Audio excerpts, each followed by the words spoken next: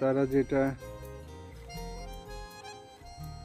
মানত করে, মনের আশা করে, সে আশা এখানে মানত করলে সেই মানতটা, সেই আশাটা পূর্ণ হয়।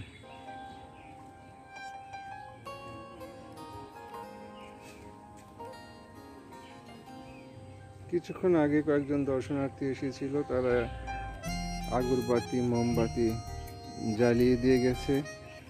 তাদের কোনো মানত ছিল। একদম নিরিবিলি এলাকা।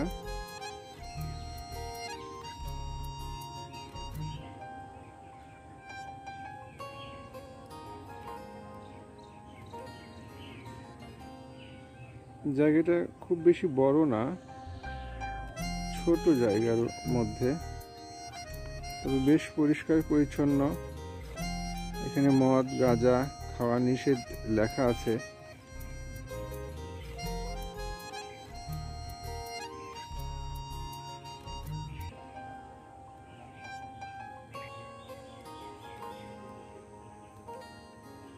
শারের পুকুর পার্ক দরবার শরীফ লেখা আছে। তবে এখানে কোনো দরবার বা রওজা আছে কিনা আমরা এখনো জানি নাই। তবে শারের পুকুর বলতে যেটা বোঝাচ্ছে সেটা এটাই, এতটুকুই। এখানে সিঁড়ি করা, এইটুকু পুকুরটা। এখন পুকুরটা এতটুকুই দেখা যাচ্ছে, কিন্তু পুকুরটা শুধু এতটুকুই না। এই যে জঙ্গলগুলো দেখা যাচ্ছে, সেই জঙ্গল অনেক দূর পর্যন্ত এই পুকুরটা। আর এই পুকুরটা নিয়ে একটা রহস্যপূর্ণ গল্প আছে, যে গল্পটা আমরা শুনব পরবর্তী পর্বে। এবং এ পর্বেও কিছুটা রহস্যপূর্ণ গল্পের কিছুটা আমরা শুনব। আপনারা দেখতে থাকুন। সম্পূর্ণ পুকুরের উপরে ভাসমান এই গাছগুলো আমাদের অপরিচিত, সচরাচর এখানে এগুলো এরকম দেখা যায় না অত্র এলাকায়। তো এই গাছগুলির নাম তারা জাম গাছ বলে স্থানীয়ভাবে পরিচিত এখানকার লোকজনরা বলেছে। কত বড় ছিল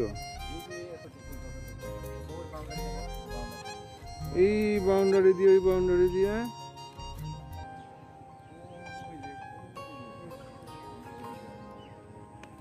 ছিল এত বড়। এখন সেখানে গাছ,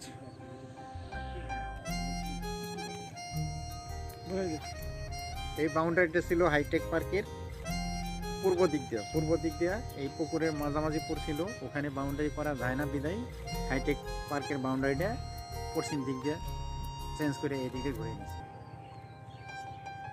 এইটাই সে হাইটেক পার্ক, যেটা বলা হয় বাংলাদেশের বিখ্যাত হাইটেক পার্কের শেষ প্রান্তের ওয়াল, যেখানে এই শারের পুকুর, এই জায়গাটা।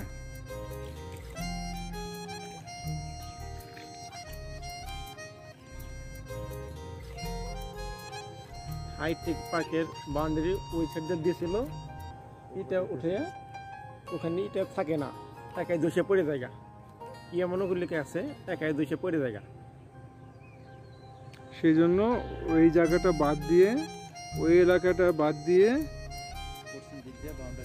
এই তার একটুখানি পশ্চিম দিক দিয়ে এই শারের পুকুর এর পাশে দিয়ে এই ওয়ালটা, প্রাচীরটা করা হয়েছে। যেটা এলাকাটা ছিল ওই দিক দিয়ে, আরো ওই দিক দিয়ে ছিল, তো সেই ওয়ালটা ওখানে করা যায় নাই। ওয়াল ওখানে করা যায় না, ওখানে ওয়াল থাকে না। কি হয় ওয়াল করলে ওটা নিচে ঢেকে যায়। আচ্ছা, এই জন্য ওটা ওইভাবেই রেখে দেওয়া হয়েছে না।